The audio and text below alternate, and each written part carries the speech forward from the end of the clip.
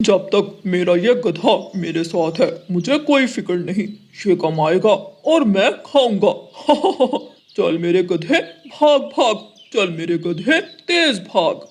कालू कौवा अपने गधे पर बैठा उसे भगाता हुआ अपने घर की तरफ जा रहा था। गौरी, ये रही तुम्हारी कांच की चूड़ियां और ये तुम्हारे झुमके। जग्गू कहाँ है? मैं जग्गू के लिए शहर वाले जंगल से पिज्जा और बर्गर भी लाया हूँ।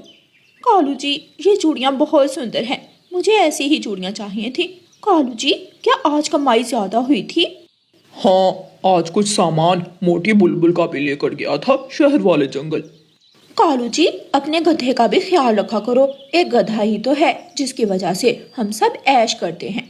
मालिक घर जाकर मुझे भूल जाता है, ना मुझे चारा देता है और ना पानी।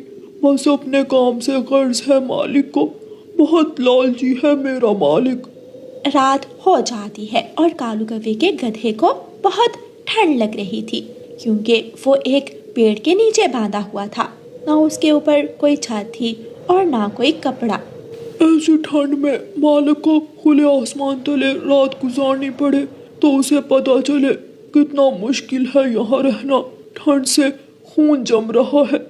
दूसरे दिन कालू कौवा सुबह सवेरे ही अपने गधे के पास आता है।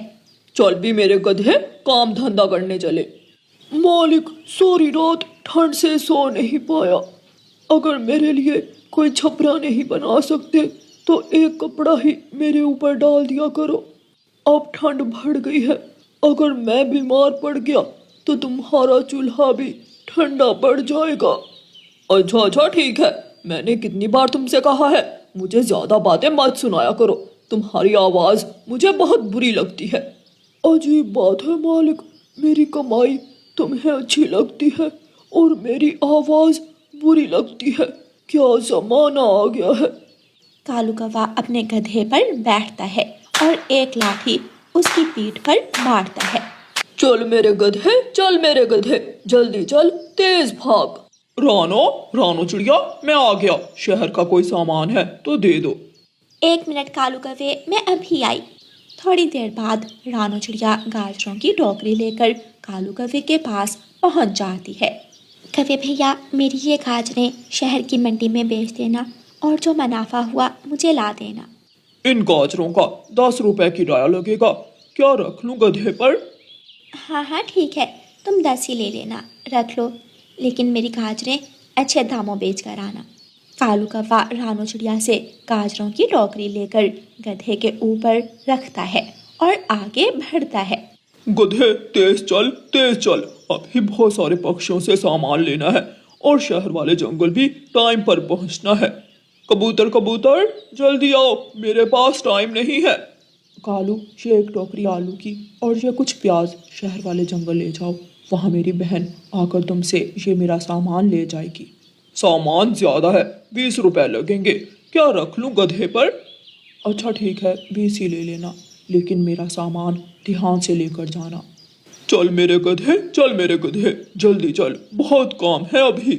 कालू कौवे का गधा भागता है और कालू कौवा तोते के घर के सामने जाकर अपने गधे को रोकता है। मालिक, बस कर जाओ, बोझ बहुत ज्यादा हो गया है, नदी भी पार करनी है। ऐसा ना हो कि नदी में जाकर मैं गिर जाऊं और सारा सामान नदी में बह जाए। अगर सामान नदी में गिरा तो मैं तेरी टांगे तोड़ दूंगा। चुप कर जा। घास खाते वक्त तो कभी नहीं कहा कि घास थोड़ी खाऊंगा, और काम करते वक्त तुम्हारी जान जाती है। कौवे भाई, ये कुछ फल हैं, मैंने जंगल से इकट्ठे किए थे, ये ले जाओ, शहर वाले जंगल जाकर मैं तुमसे ले लूंगा। 2 सेब, 1 गुच्छा अंगूरों का और 1 केला लूंगा। हाँ, रखूं सामान गधे पर? हाँ ठीक है, ले लेना, रख लो सामान, मैं बड़े खंबे के पास मिलूंगा। कालू कौवा तोते का सामान रखता है और आगे बढ़ता है। फिर रास्ते में जाते हुए कौवा मोटी बुलबुल की एक गठरी भी गधे पर रख लेता है।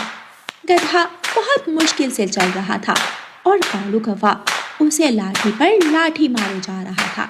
भाग भाग, सामान जल्दी पहुंचाना है, जल्दी चल मेरे गधे।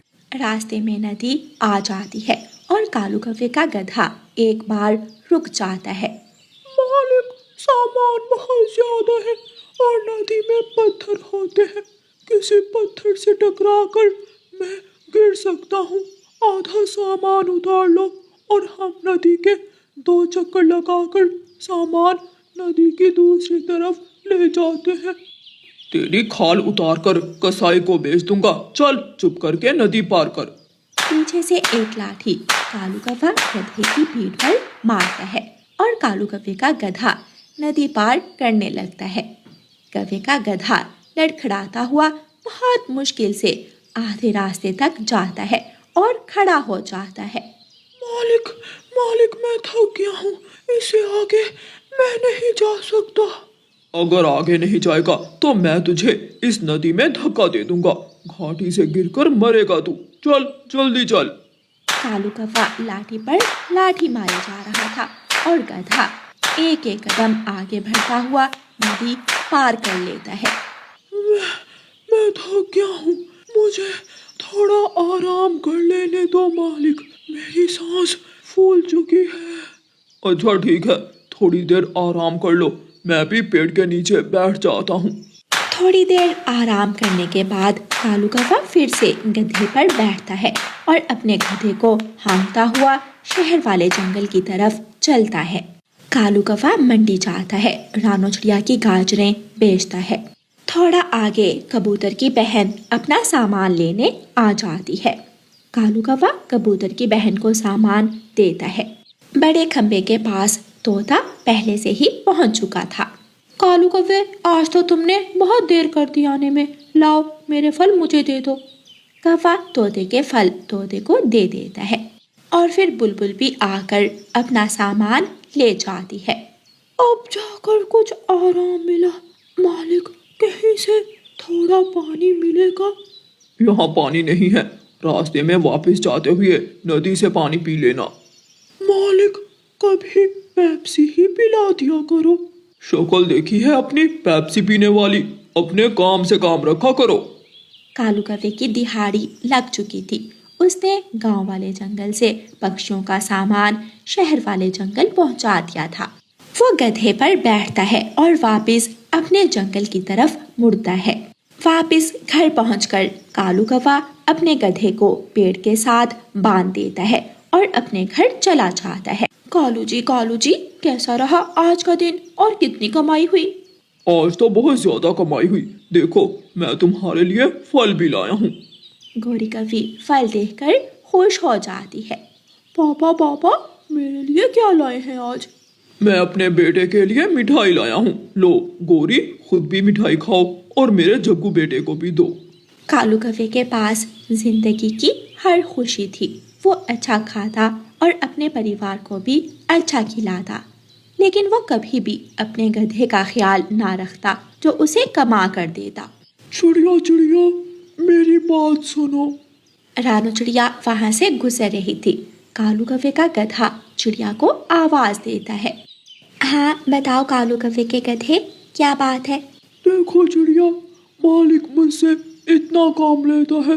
हर रोज मुझ पर सामान लाद कर शहर वाले जंगल लेकर जाता है और वापस आकर मुझे घास भी नहीं देता। आप मेरे मालिक कालू कौवे से कहें कि मेरे साथ ऐसा जुल्म मत करे। हाँ कालू कौवे के गधे, मैं तुम्हारे मालिक के घर ही जा रही हूँ। मैं उसे करूँगी बात। रानो चिड़िया कालू कौवे के पास जाती है। लो चिड़िया, ये रहे तुम्हारे पैसे। 50 रुपए में बिकी थी तुम्हारी गाजरें। रानो चिड़िया कालू कौवे से अपनी कमाई लेती है और कालू कौवे से कहती है, कालू कौवे, तुम्हारा गधा तुम्हें कमा कर देता है। तुम्हारे परिवार का खर्च तुम्हारे गधे की वजह से ही चलता है, इसलिए अपने गधे का ख्याल रखा करो। वो भूखा बैठा है, उसे चारा दो। चिड़िया, तुझे किसने बताया कि हमारा गधा भूखा बैठा है? मैं गुजर रही थी, तुम्हारे गधे ने मुझे आवाज़ दी और मुझे ये सब बताया। अब वो गधा पक्षियों से मेरी बातें करने लगा है। देखता हूँ मैं उसे ऐसा मजा सिखाऊंगा कि सारी उम्र याद रखेगा। कालू कौवा घर से लाठी उठाता है और जाकर गधे को मारने लगता है। मालिक, मत मारो मालिक, बहुत दर्द हो रहा है। बता, फिर करेगा मेरी बातें? तू मेरी चुगली करता है उस छोटी चिड़िया से। माफ कर दो मालिक, मैं आज के बाद कभी किसी से कोई बात नहीं करूँगा, माफ कर दो। रात हो जाती है। कालू कौवे का गधा रो रहा था। कौवे अपने घर में सोए हुए थे। मैंने मालिक का बहुत साथ दिया, मालिक की गरीबी दूर की, मालिक को अच्छा खाना कमा कर दिया, लेकिन मालिक ने मुझे ये फल दिया, मुझे लाठी से मारता है और सारी रात ठंड में मुझे बांधता है। नहीं रहूंगा, मैं अब यहाँ नहीं रहूंगा। कालू कौवे का गधा जोर लगाता है और उसकी रस्सी टूट जाती है। कौवे का गधा एक तरफ भाग जाता है। भागते भागते वो इंसानों की बस्ती में पहुंच जाता है और एक इंसान उसे पकड़कर अपने छपरे के नीचे बांध लेता है। वाह वाह, मुझे मुफ्त में गधा मिल गया, ये मेरे बहुत काम आएगा और मैं इसका बहुत ख्याल रखूंगा। वो दयालु इंसान गधे के ऊपर कपड़ा डाल देता है। कालू कौवे का गधा छपरे के नीचे खड़ा था और उसके ऊपर कपड़ा था। आज रात उसे जरा भी ठंड नहीं लग रही थी। वो बहुत खुश था। दूसरे दिन जब कालू कौवा बाहर आता है तो उसका गधा पेड़ के नीचे नहीं था। गोरी गोरी, बहुत बुरा हुआ, हमारा गधा कहीं भाग गया, अब क्या होगा, हम कहाँ से खाएंगे, कैसे कमाएंगे। गोरी कौवी भी वहाँ आ जाती है। कालू, मैंने तुमसे कहा था कि गधे को लाठी से मत मारो, वो गुस्से में कहीं भाग गया है, अब हम क्या करेंगे, हमारे पास तो कमाई का और कोई जरिया भी नहीं है।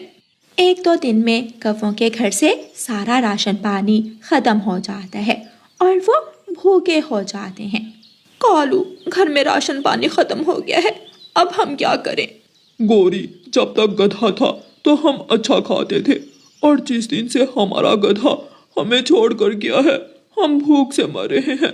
काश मैं अपने गधे पर जुल्म ना करता और उसका ख्याल रखता तो आज गधा हमारा साथ ना छोड़ता।